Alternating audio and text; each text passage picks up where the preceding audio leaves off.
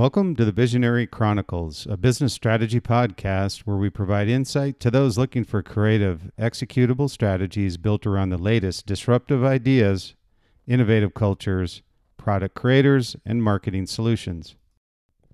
Welcome to the Visionary Chronicles podcast.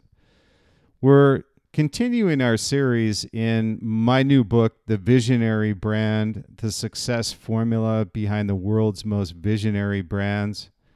Proud to announce that we just, in the month of September, received the Reader's Favorite Award winner for Top Marketing Book. So we're happy to announce that here in the podcast. And then also, in addition to its first release, was an Amazon bestseller. So again, this is content from the Visionary Brand, the success formula behind the most visionary brands.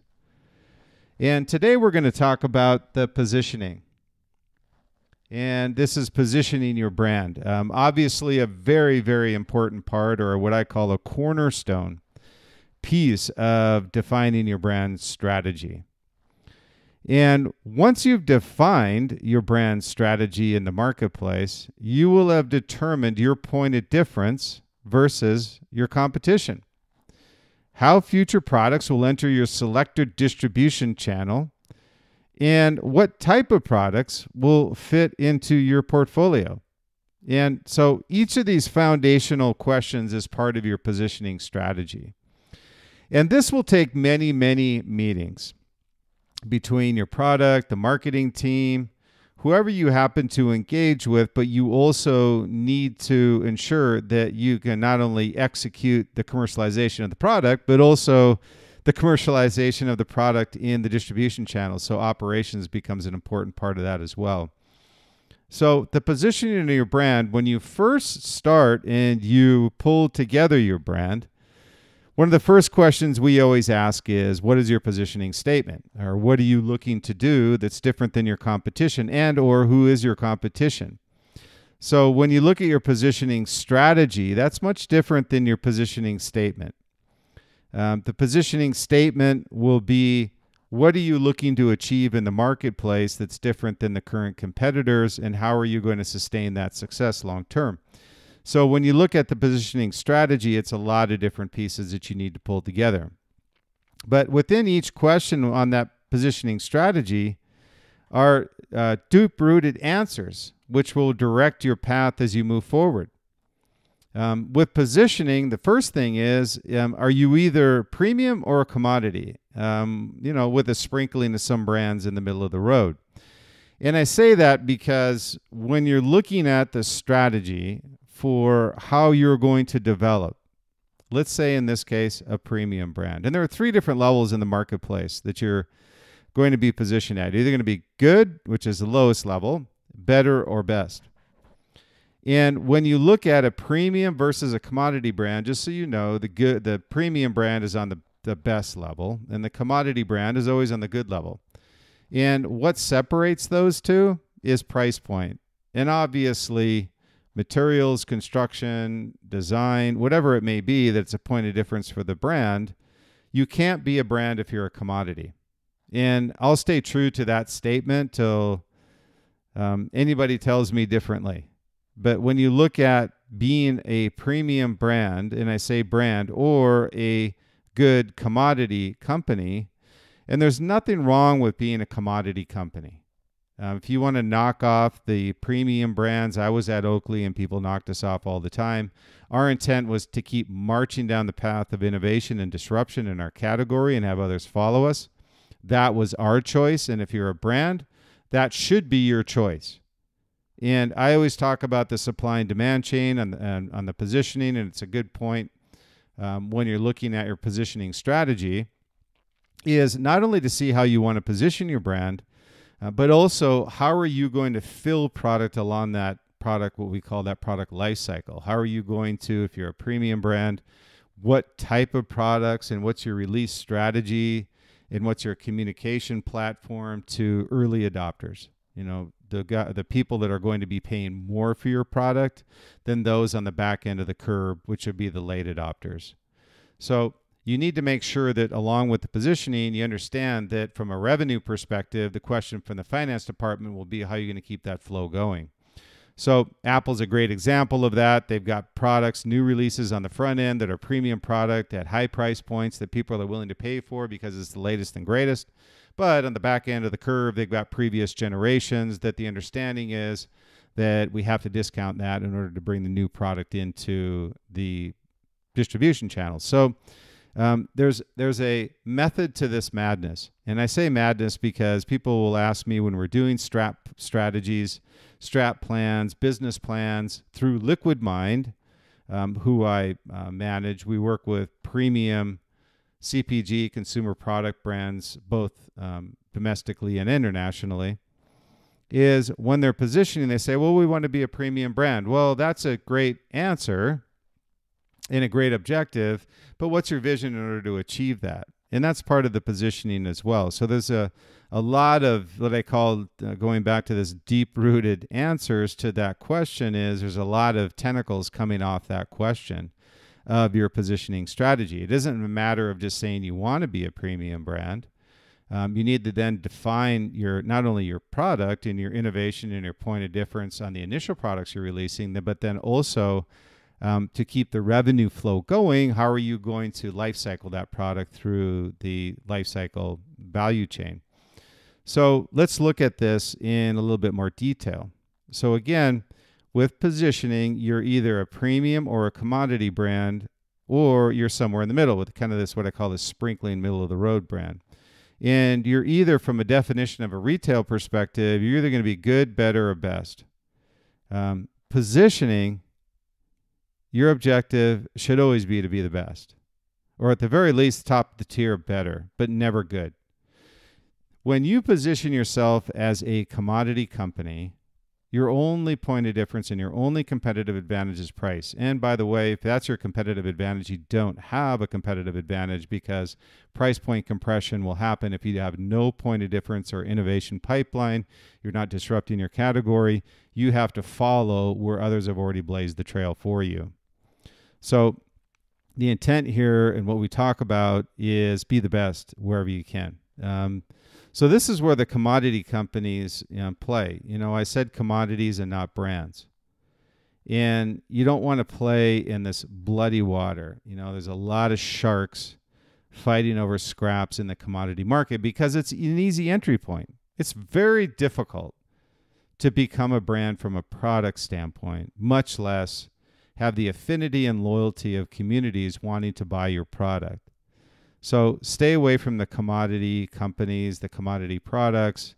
Don't copy, try to innovate. There's nothing wrong with copying aspects of certain products and adapting that to your product, but virtually tearing down a product that's innovative and then making it a commodity, your only competitive point of difference is price, because you don't have the IP to build that product, and others will follow you once you've torn down that product and undercut you on price, and you have no competitive advantage. So it's a very dangerous game to play, and I would rather be on the end of innovation and disruption and spending more time building my innovation pipeline than I would be worrying about competition, which is the case with premium brands.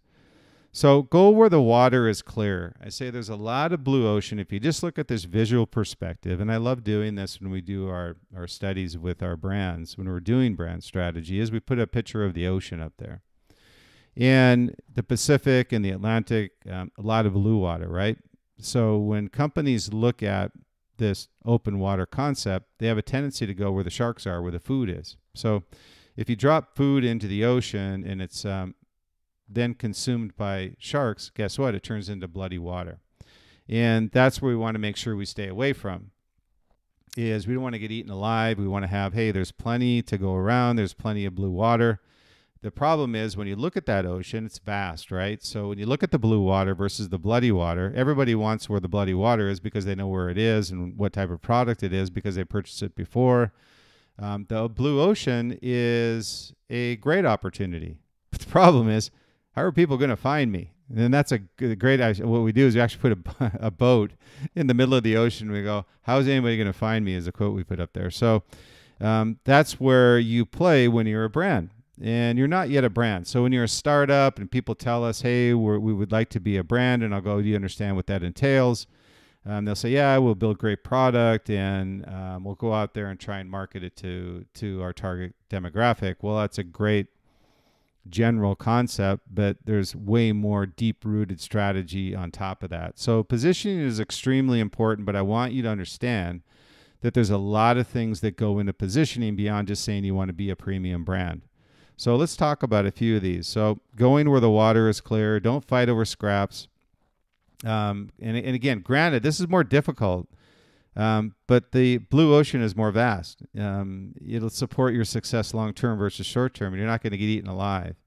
And this is why I always say different is critical to a brand success. Not worrying about competition. If you're different and you have a point of difference that consumers can easily see, they're going to reward you for that. And finding ways to stay ahead on the innovation curve and disrupt wherever you can.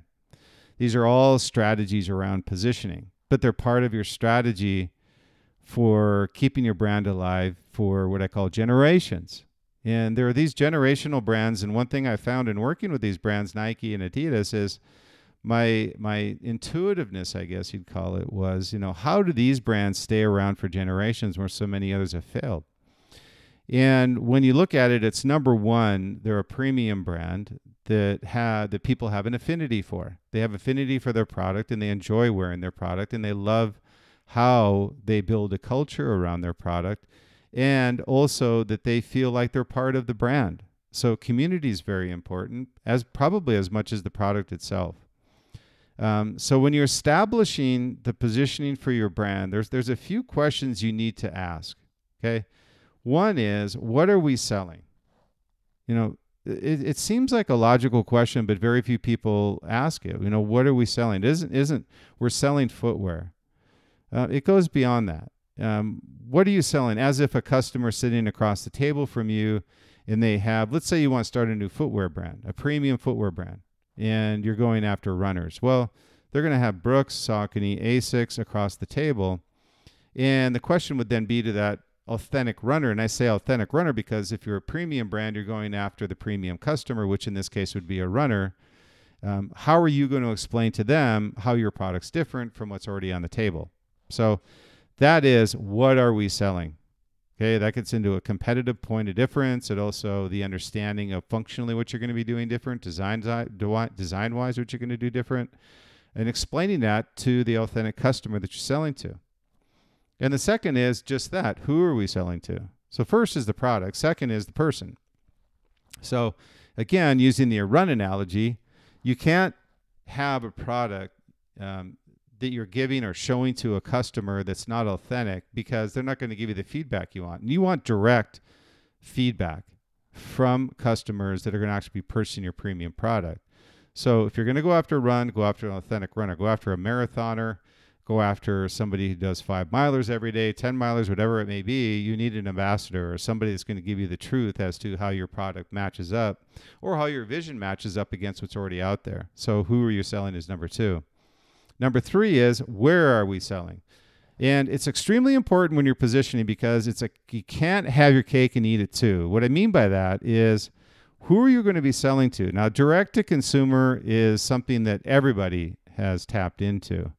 But it's very similar to previous generations of brands who have had to make this decision.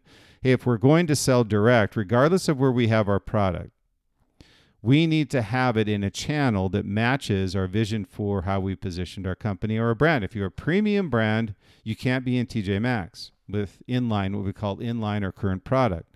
Previous generation, or somehow it got through the purchase funnel from a buyer, that's fine. But you can't have that as a strategy as to a channel you want to sell to. You can't. It's the principle of you can't sell JCPenney and Nordstrom at the same time. You got to make a choice. Nordstrom's going to find out where your product is, and they're going to kick you out of their distribution channel, and rightly so.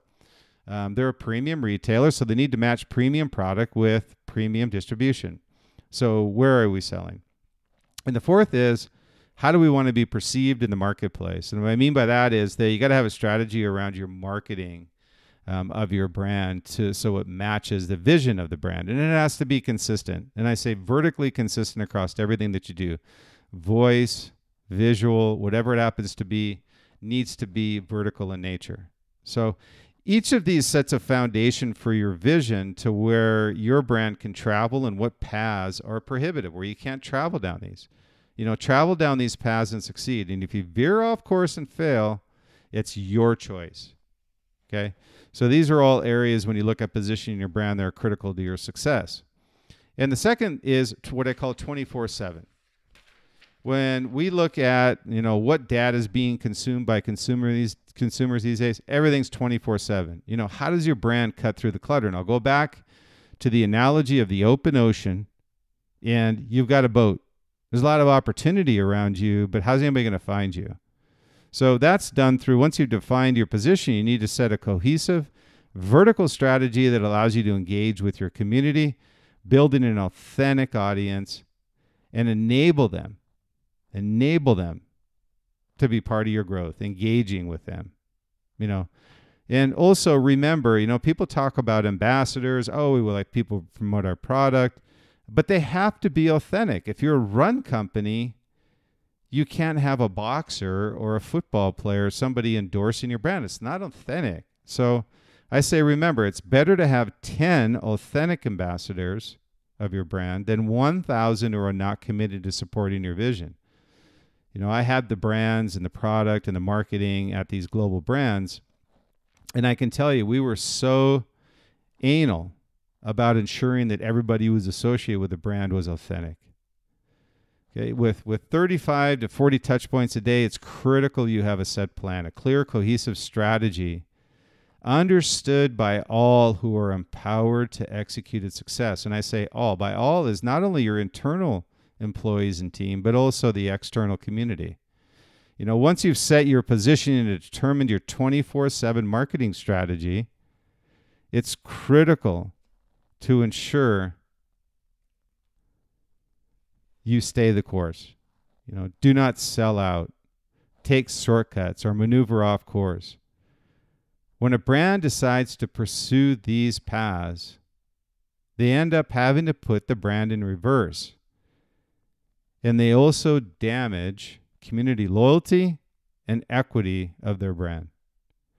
So as you set your course, start your journey, stay true to who you are, define your brand culture, reward those who contribute to your success, and never look in the rearview mirror. Keep blazing the path for others to follow.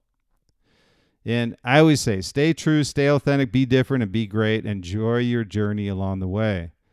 And this, again, is content from the Visionary Brand, the success formula behind the world's most visionary brands. It's available through all distribution channels, book distribution channels. It's an Amazon bestseller, recently received the reader's favorite for top marketing book, and also available online through Amazon, through Books A Million, virtually any distribution book retailer globally. So again, we really appreciate those who have purchased the book and the reviews that we received. So thank you. And if you could leave a review, we would really appreciate it, whether it be for the Visionary Chronicles. I can be reached at Brian Smeltzer, Smeltzer, at outlook.com. Also through Brian Smeltzer, BryanSmeltzer.com. Or through our corporate site, Liquid Mind Site, LIQUIDMINDSITE.com as well. So thanks for listening, and look forward to the next episode of the Visionary Chronicles. I wanted to thank you for listening to the Visionary Chronicles podcast, and hopefully you find the information that we put out each week very useful. And what we found through reviews and when we were originally putting together their Visionary podcast was found both personal and professional advice as well as information those listening to the podcast were looking for. So we wanted to be unique in that way, and hopefully you found that to be the case. And appreciate the reviews that you've been sending in, and we would certainly appreciate you signing up for our newsletter as well, which is an expansion upon what you're seeing on or hearing on the Visionary Chronicles podcast. And you can find that at two locations. One is bryansmeltzer.com, BRYANSMELTZER.com, or our company site, liquidmindsite.com, LIQUIDMIND site, SITE.com. So we would appreciate any reviews, additional reviews, comments you may have. Sign up for the newsletter, and we look forward to talking with you next week.